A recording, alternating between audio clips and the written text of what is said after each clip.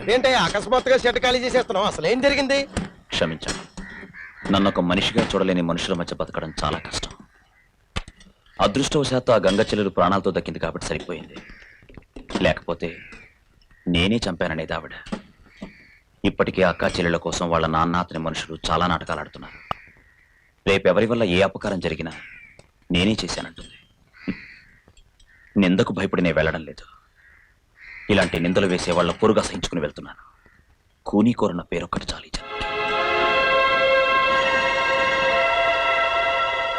ఏమమ్మా గంగమ్మ తల్లి, నీ కడుపు నిండిందా? నీ కళ్ళు మంటలు చల్లారయ్యా? నీ దయ వల్ల రాజు షెడ్ ఖాళీ చేసి కొద్ది క్షణాల్లో ఈ వీధిని ఊరిని వదిలిపెట్టి వెళ్ళిపోతున్నాడు. హాయ్.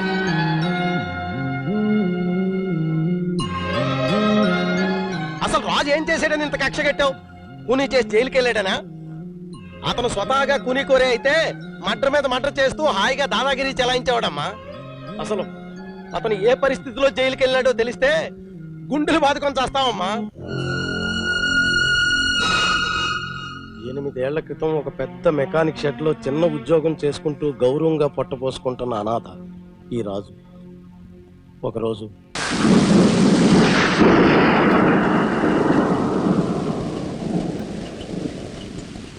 సార్, హెడ్ లైట్స్ పనిచేయట్లేదు, ఇంజిన్ ఆగిపోయింది, వైపర్స్ కూడా ఆగిపోయాయి.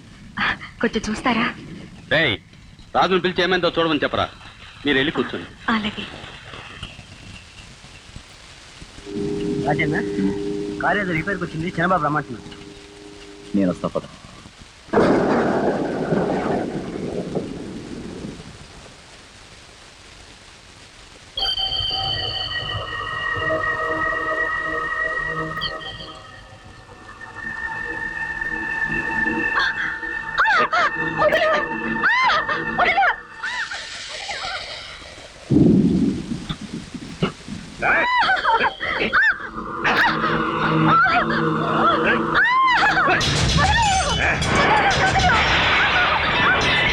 రాజు, నిన్ను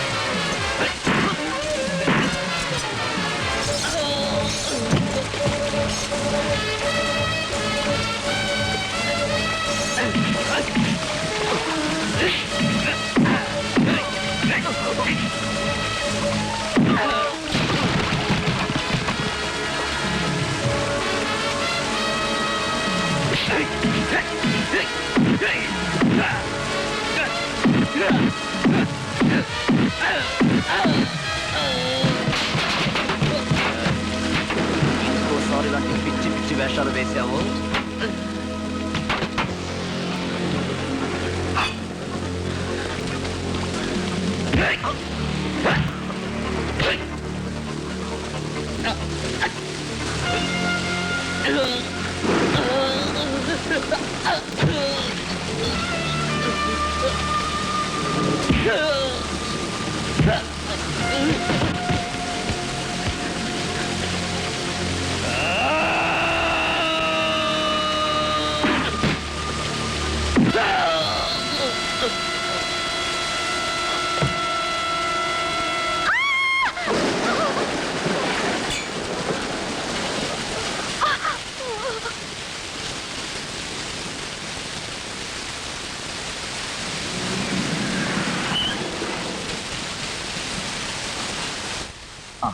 మీ బండి రెడీ అయింది, మీరు వెళ్ళండి. ఎక్కడికి? మీరు ముందు వెళ్ళండి ఇక్కడి నుంచి, ప్లీజ్. ఎందుకు? నన్ను కాపాడడం కోసమే నువ్వు అతన్ని చంపావు. అలా అని నేను సాక్ష్యం చెప్తాను, నీకు శిక్ష తప్పుతుంది. నువ్వు పారిపోతే అది నేరం అవుతుంది.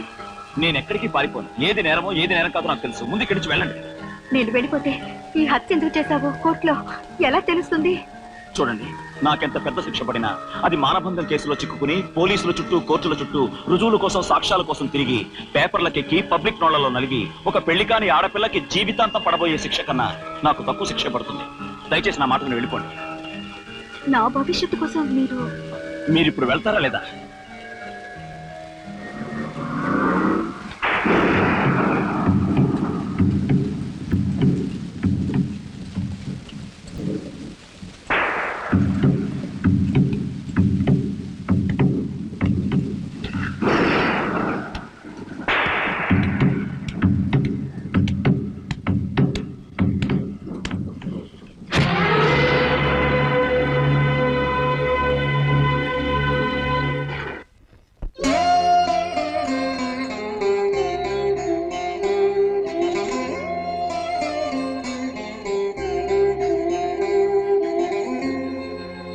ఎవరో ముక్కు మొహం తెలియని ఎదిగిన ఆడపిల్ల మీద మచ్చ పడకూడదని, ఆడబ్రతుకు మీద సానుభూతితో, ఆడ మనిషి మీద గౌరవంతో హత్య చేశాడు ఈ రాజు.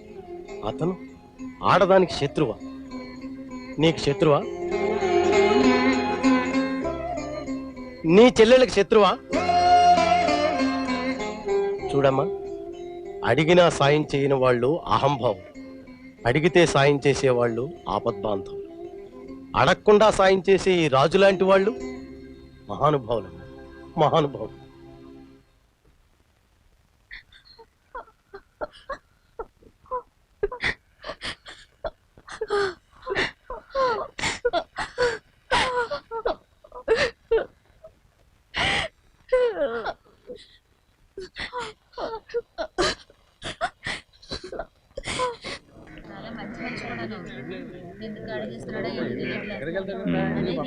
వెళ్ళరాను.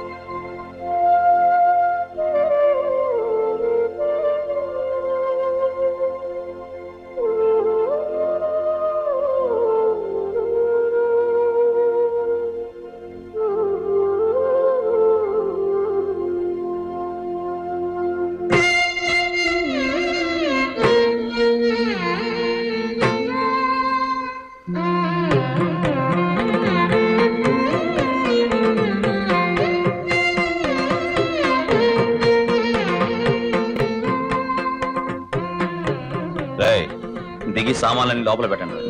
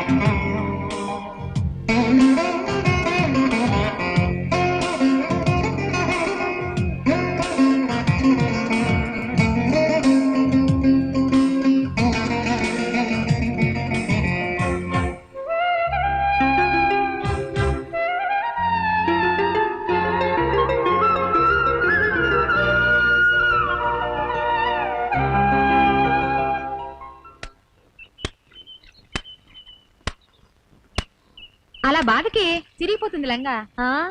రాజు షెడ్ లో చప్పుడైతే మనం గొడవ పెడుతున్నాం కదా, మరి మనం ఇలా బాధేస్తుంటే రాజు గొడవ పెట్టడా? ఏ యమున, రాజు రాజు అని పేరు పెట్టి పిలుస్తావే? పెద్దంత వచ్చినంత లేకుండా. ఆయన నాకన్నా పెద్ద తెలుసా? పెద్ద ఆయన కదా. బాబాయ్ గారిని పిలుద్దాం ఏమిటి అంత పెద్ద ఏం కాదు, లేని పొని పెద్దరికాలు అంటకట్టక్కర్లేదు. సార్ అని పిలిస్తే సారేంటి, ఆయన ఏమైనా నీ స్కూల్ టీచరా? గురువు గారు అనొచ్చేమో ఎంచక్క. నాకు బాగాలేదబ్బా. సింపుల్ గా అంకుల్ అని పిలిస్తే నోరు మేండే. అంకుళ్ళు, బాబాయిలు, మావయ్యలు, మరో పిలిపి దొరకలేదా? అవునర్రా, అన్నయ్యని పిలిచేద్దాం ఏమిటి? పిలిచేద్దాం. ఏడ్చారులే, పెదవ తెలివితేటలు మీరును. అన్నయ్య అట అన్నయ్య తప్పు, అలా పిలవకూడదు. ఎందుకంటే అదంతే, అలా పిలవకూడదు. పోనీ బావా అని పిలవమా?